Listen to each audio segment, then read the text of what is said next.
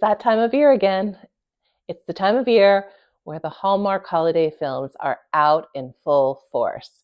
And so today we're going to take a little bit of a break from our examination of tiny house living and slow travel and decluttering.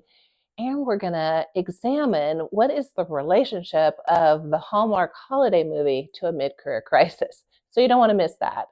Welcome, I'm Jeanette, the North Dunn coach, and I'm so glad that you have joined me here today.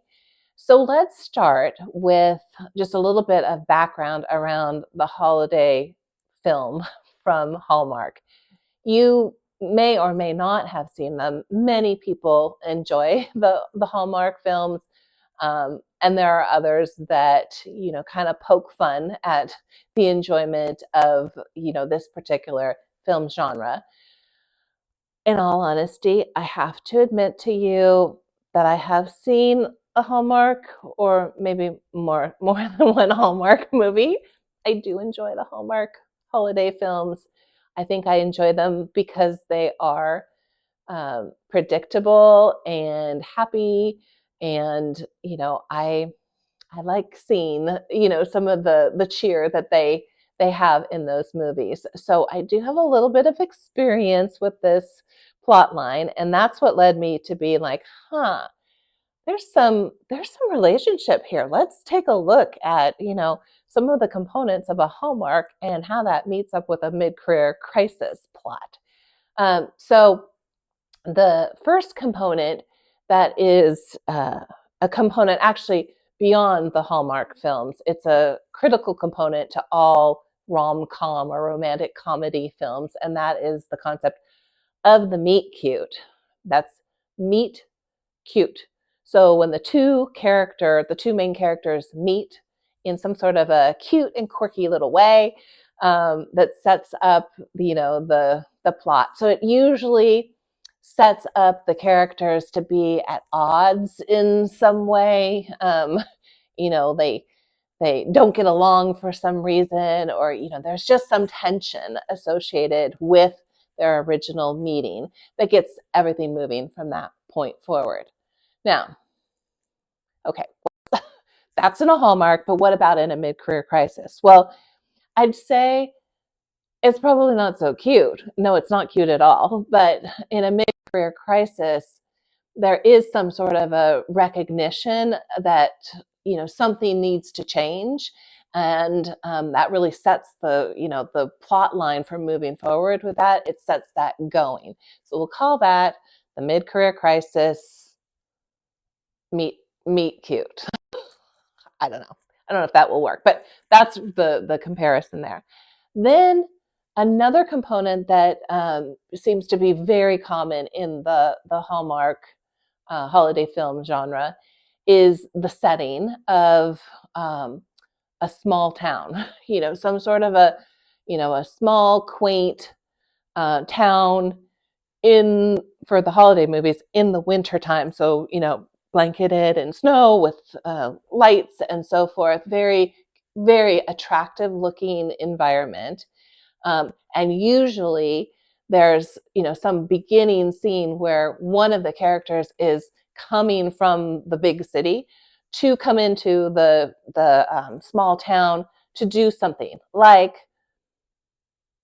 figure out how to rescue the Christmas tree farm from financial distress, or maybe there's a bake-off, some kind of competition at the local bakery that they need to win, or the bookstore is in distress, or the local school. There's something in the environment that is not right, and so one of the main characters gets hooked into that as something to be solved.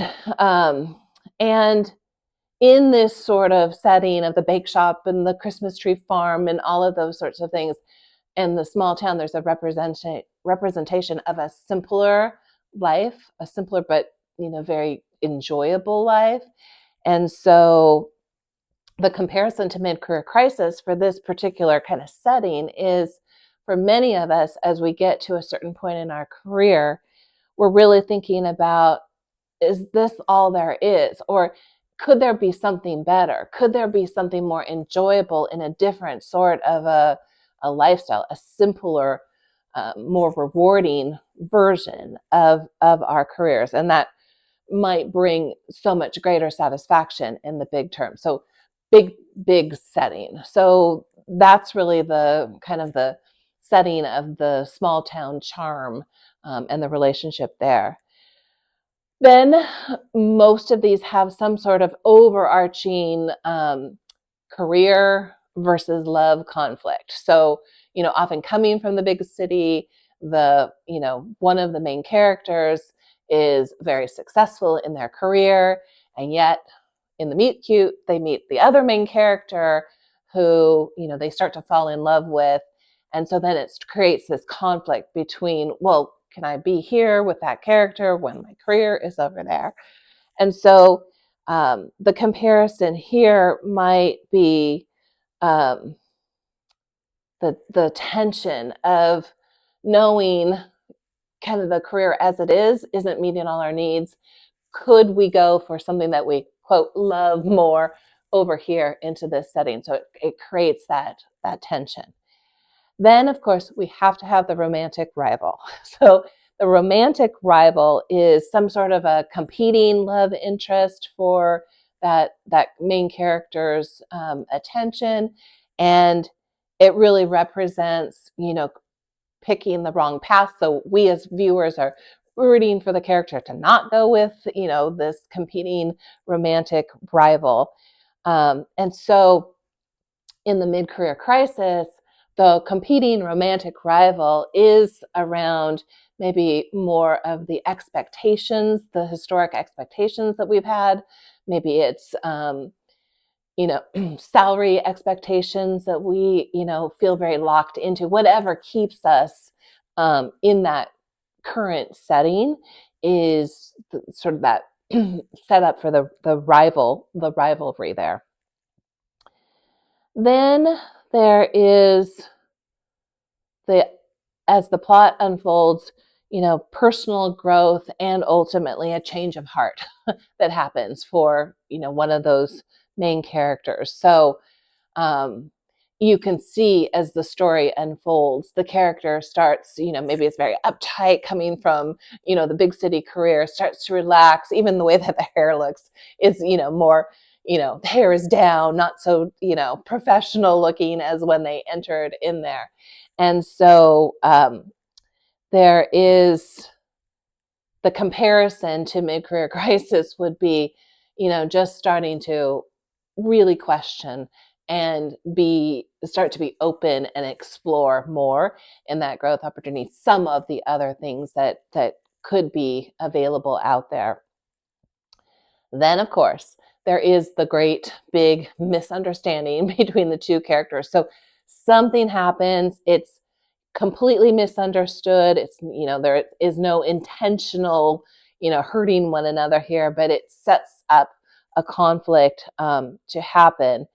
And that's where, when we think about the things that happen in mid-career crisis, that's where things like, crisis of confidence, imposter syndrome, questioning our decisions, that's the kind of the comparison point. But there's hope, because there is then the grand gesture leading to the happy ending. So, there is some sort of a change that happens, a realization that happens that leads the main characters back to each other, and a decision to, move united into this, new direction. And so the grand gesture for mid-career crisis might be big. It might be like making some leap of faith into a different direction, or it might be a smaller set of changes, but it's a set of changes moving into that direction of a more rewarding life. Finally, the last piece I think that kind of wraps around all of this in the storyline is the key roles and responsibilities of the supporting characters. So there are always other characters in the plot line that help, support the changes that the main characters are going through. And similarly, in a mid-career crisis, we don't do this alone. We have, family, friends, colleagues, connections, networking that all comes along to support us as we make that change and, move into that happy ending to the whole thing. So I think you can probably see why, I find um, the Hallmark holiday movie so rewarding. It's just nice to know that there's no question that we're moving forward to, good a good ending to the whole thing. And that is the way that I feel about the process of going through a mid-career crisis.